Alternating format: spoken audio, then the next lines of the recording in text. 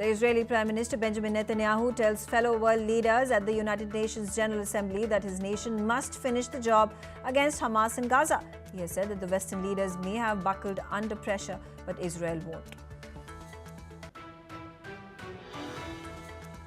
Russia has launched 115 drones overnight, striking Vinnytsia's critical infrastructure. Ukraine shot down 97 drones. However, 17 drones hit targets across 6 regions. The fire was reportedly contained and no casualties were reported. US President Donald Trump has said that he is close to forging a deal to end the war in Gaza and bring hostages home as he prepares to meet Israeli Prime Minister Benjamin Netanyahu. Prior to this, Trump said that he will not allow Netanyahu to annex West Bank, as leaders in Netanyahu's governing coalition called for the same. Ukrainian President Volodymyr Zelensky has said that the reconnaissance drones that violated Ukraine's airspace could have flown from Hungary to check the industrial potential of western border areas. This has prompted a mocking rebuke from Budapest, with Hungarian Foreign Minister Peter Szijjártó saying that Zelensky is losing his mind.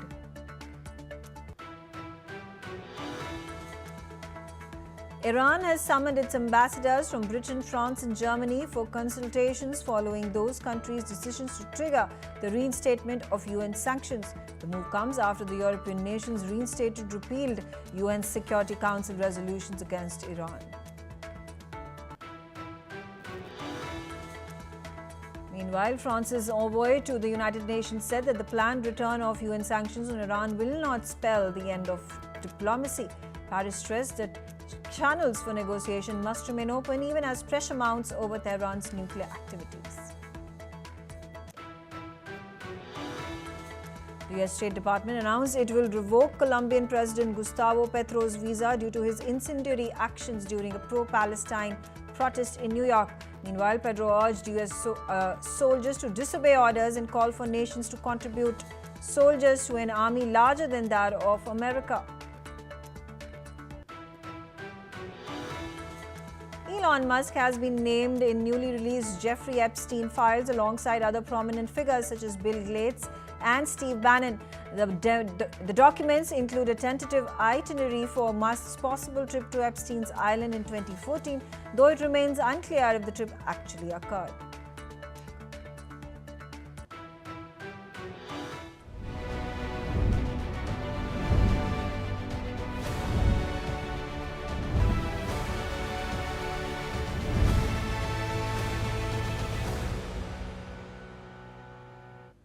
The United Nations 80th General Assembly is expected to convene again shortly for the 5th day of the UNGA debate. The key speakers expected in the first half of the proceedings today are the Prime Minister of Armenia, Nikol Pashinyan, the Russian Foreign Minister Sergei Lavrov, and the German Foreign Minister Juan Waidful, the Indian External Affairs Minister Dr. S. Jaishankar, as well as the Foreign Ministers of Cuba, Belarus and Egypt.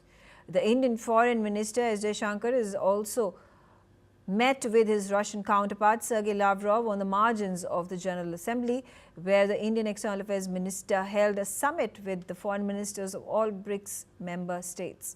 The effort to end the war situation in Ukraine as well as the uptick in bilateral cooperation are expected to figure as the key points of discussion in the meeting.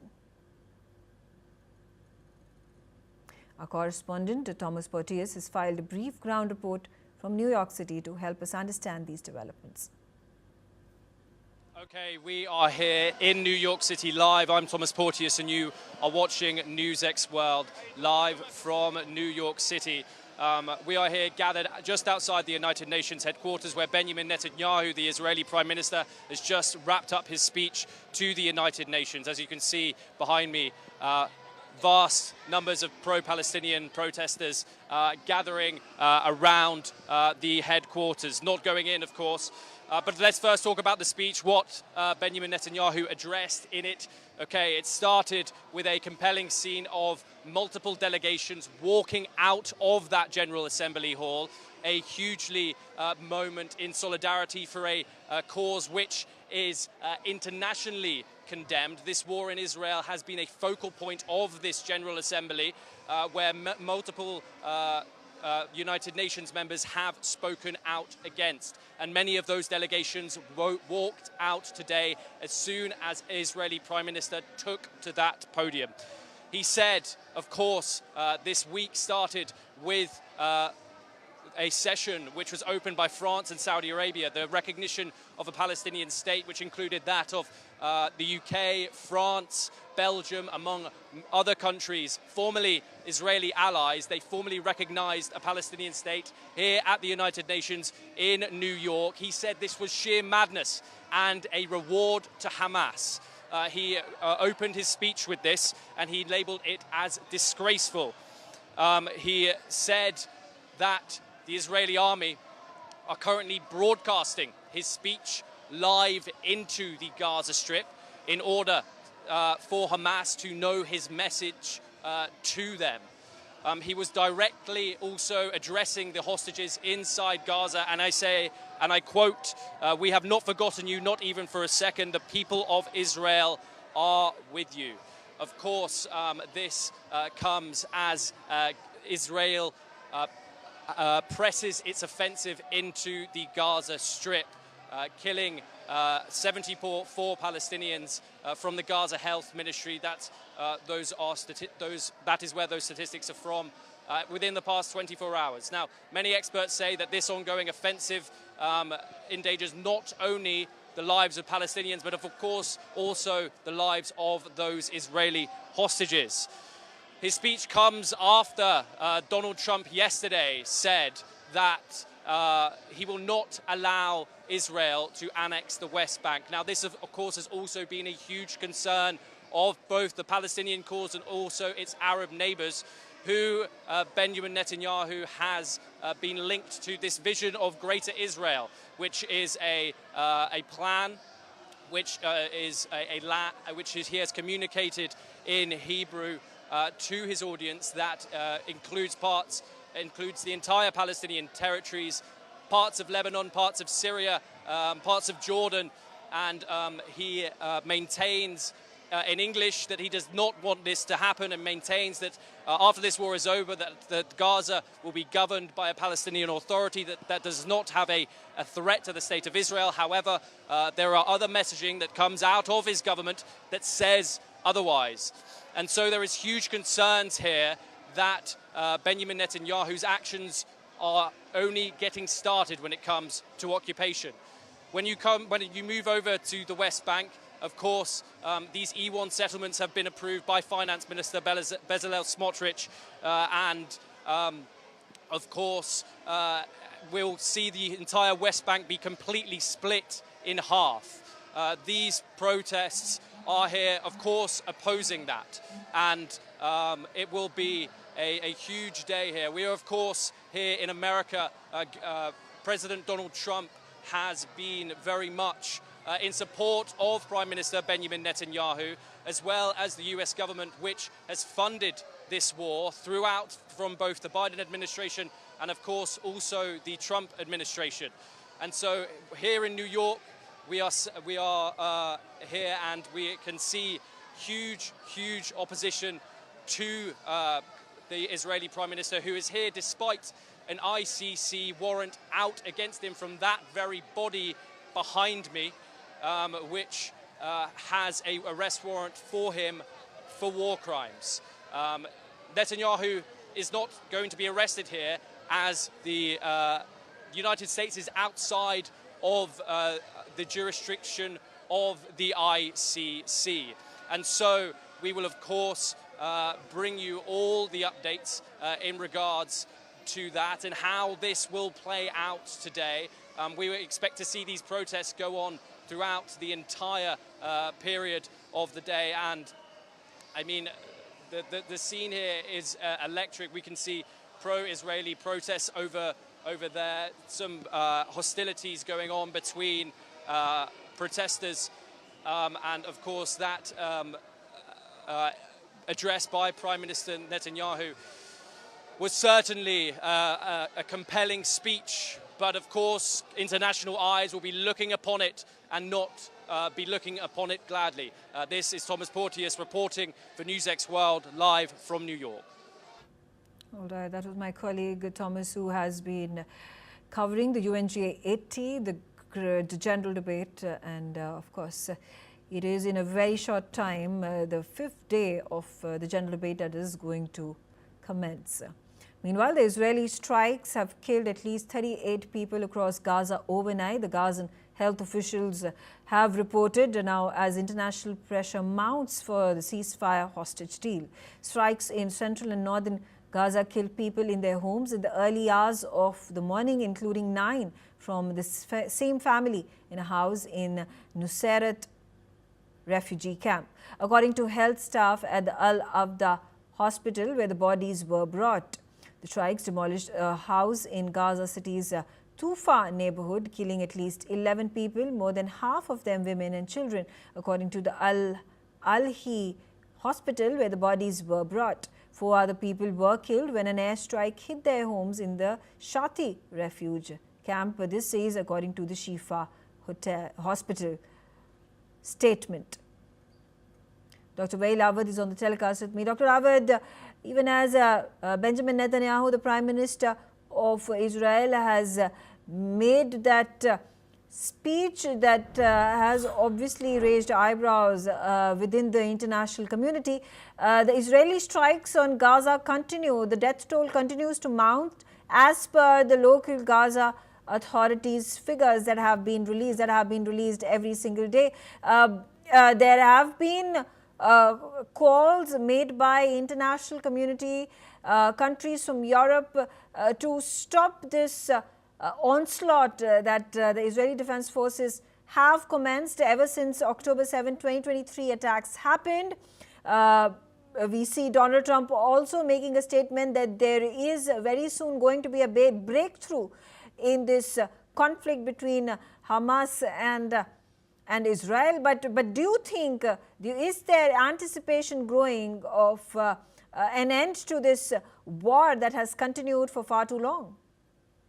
Well, I think there is an objective for this operation, which has been already now clearly been seen in the international community eyes, that Israel's intention is to annihilate the whole of Palestine, destroy totally the Gaza Strip, expel all the Palestinians or kill them. They have no other options. And that's why the killing continues with non-stop. And America is solely responsible for delaying the ceasefire on halting, because you have seen in the UN Security Council resolution, many of the resolution has been vetoed by the American representative. So the wars continue, nobody's stopping Netanyahu.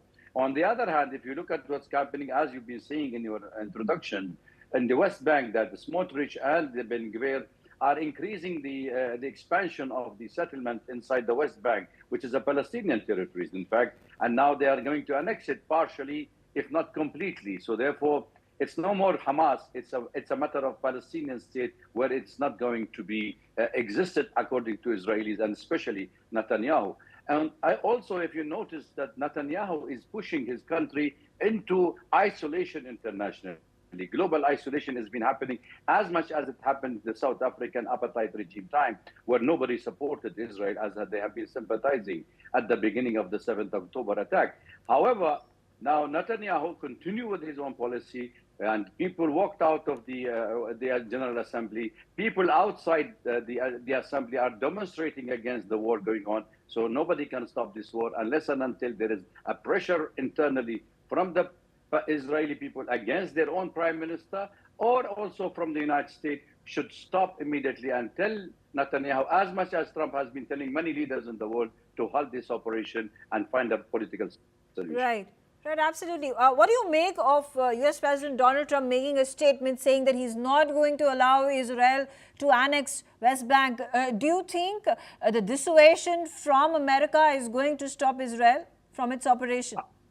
I think there is a duplicity in the American statement repeatedly, especially from President Trump, when he himself gave the green signal for the continued onslaught on Gaza Strip, and when his foreign secretary visited the region, Mike, he was given the green signal to Netanyahu to annex partially the West Bank. Therefore, they have been telling Netanyahu to end the war as soon as possible before the end of December. So this rhetoric of breaking ceasefire, it's nothing going to happen as long as Israel did not achieve its objective. And the objective now for Israel that there should be no livelihood inside Gaza.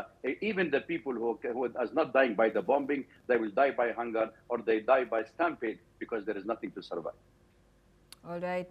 Dr. Wael Awad, stay on with me. More information coming in. The Israeli forces have demolished a house in the town of Al-Kubeba in West Bank. According to a Palestinian official, the house belonged to the family of Muthana Amro, who is accused of carrying out a shooting attack in East Jerusalem that killed 6 people. The demolition is part of Israel's long-standing policy of destroying the family homes of Palestinians accused of deadly attacks, a practice critics describe as collective punishment. Israel says the measure is intended to deter future violence.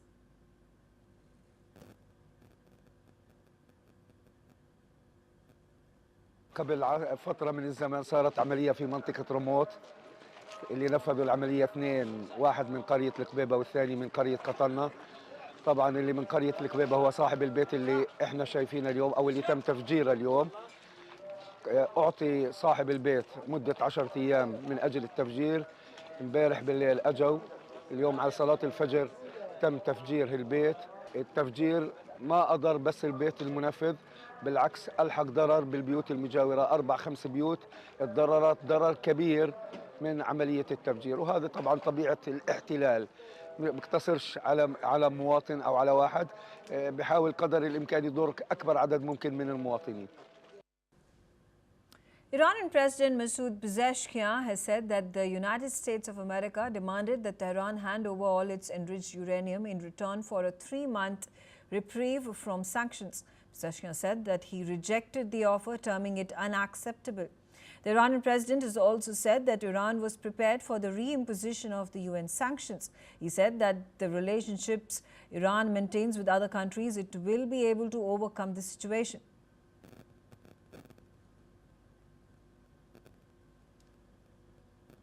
نهایتا این گونه نیست که آسمون زمین خواهد اومد اینا مثلا این کارو بکنن ما بالاخره باید تسلیم بشیم. روند قضیه به این شکلی که ما با تمهیداتی که داریم، با ارتباطاتی که با همسایگان داریم، با کشورهایی که در اوراسیا و بریکس و شانگهای هست و تعاملاتی که شکل گرفته و همچنین مردم خود کشور ما و ایرانیانی که به ایران و به تمامیت ارضی کشورمان و به عزت و سربلندی مردم ایران اعتقاد دارن و باور دارن، خواهیم توانست از این وضعیت بریم بیرون. Now, this comes as the Security Council has rejected China and Russia's efforts to delay nuclear sanctions on Iran that were triggered by Britain, France and Germany. The UN sanctions have now been reinstated and are set to come back into force today.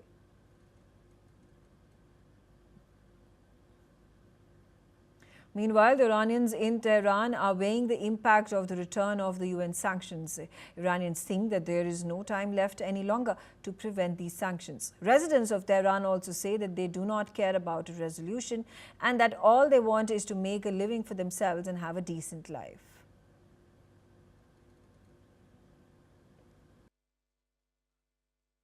خب الان دیگه وقتی نمونده بخواد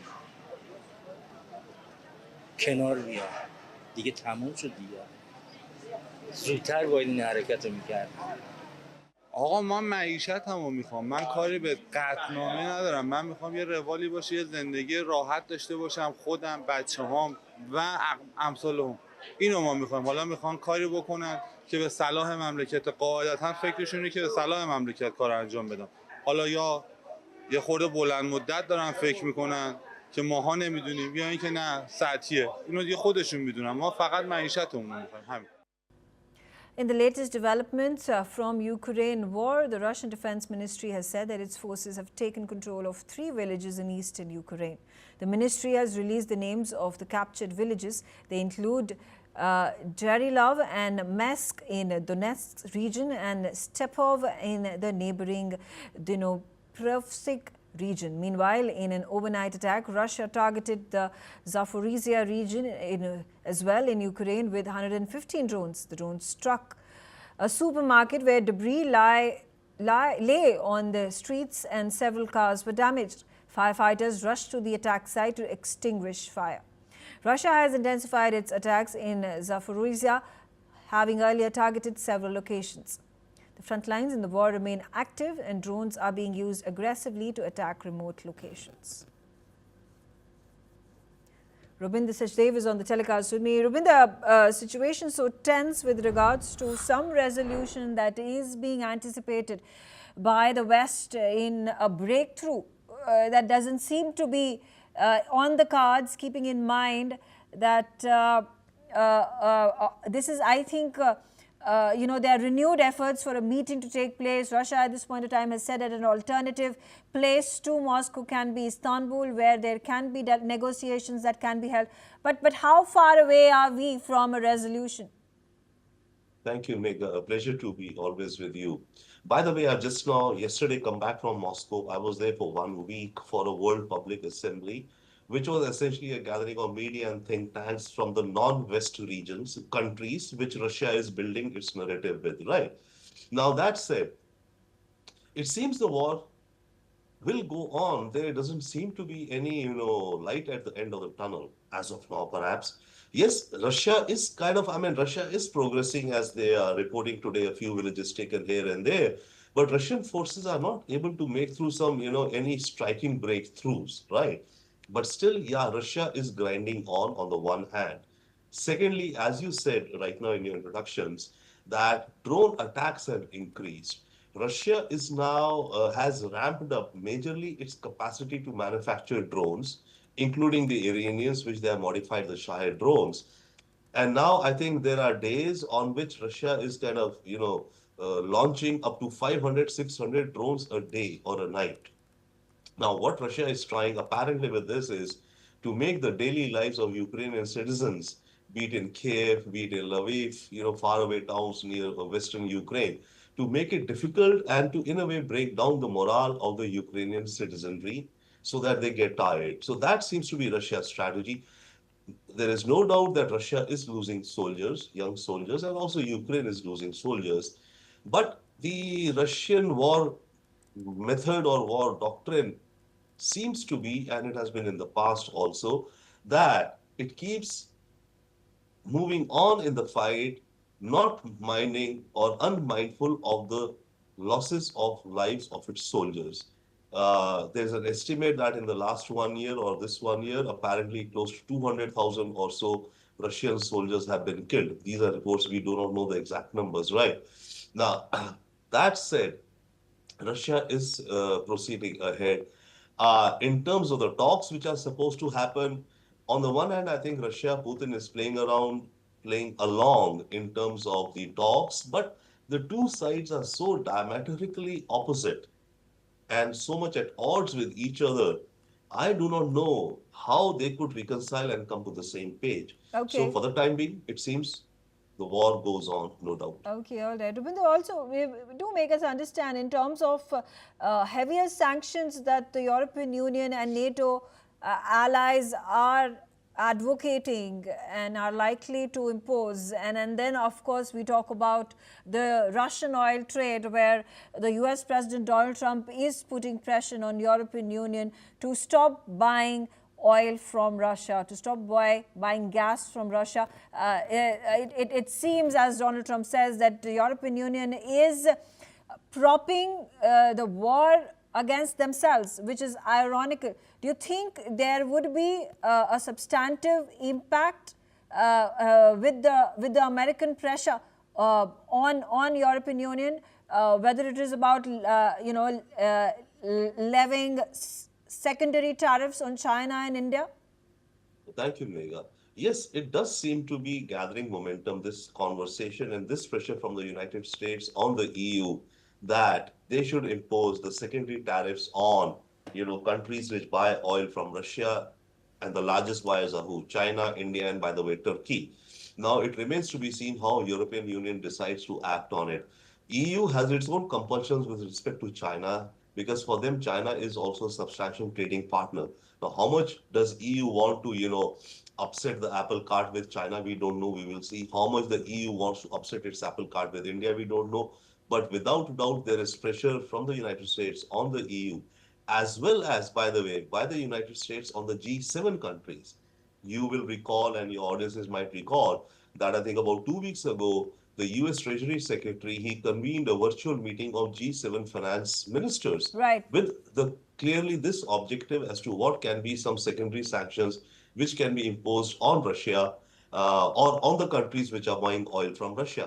So there is movement on this. I do not know what the chances are, but the chances are not minimal. The chances are there somewhat that the EU could buckle under pressure, or EU on its own could decide, yeah, it has to side along with America to impose secondary sanctions on countries, and as to how the countries, including India, respond to that we will have to see.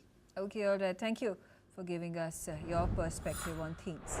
We now have a dashcam footage capturing the moment of a drone hit a road in Ukraine's Zaporizhzhia late on. The visuals are in fact playing on your screens of the dashcam where the drone struck various structures in Zaporizhzhia, and the location was confirmed to be from the buildings, the road layout and the tram tracks, which matched the street view imagery of the area. The date when the video was recorded was verified by the timestamp on the dashcam footage, which you can see very clearly on your screen. A daily initiative that is gaining traction in Ukraine is how common Ukrainians are honoring the fallen soldiers in the Russia-Ukraine war. People are stopping their day to remember those lost in the war. Early morning at 9 o'clock local time in cities like Kyiv and Lviv, traffic comes to a halt, pedestrians stand still, and a minute of silence is observed. It's a simple but powerful gesture that's quickly becoming part of daily life. For many, it's a way to honor friends and family who never came back home. Багато друзів, і це кожен раз нагадування про те, що ми маємо бути вдячні за те, що вони вклали своє життя заради нашого життя і заради захисту країни. І це має продовжуватися, і про це мають знати діти і майбутні покоління. Тільки що у нас сталася зупинка, власне, центральної вулиці Києва, серце Києва. І це вже відбувається протягом цього тижня. Тобто щоденно тут звучить метроном, оголошується хвилина мовчання, і також підсилюється тим, що люди виходять на акцію, щоб підтримати цей суспільний резонанс і запит. Well, with that, we come to the end of this telecast of the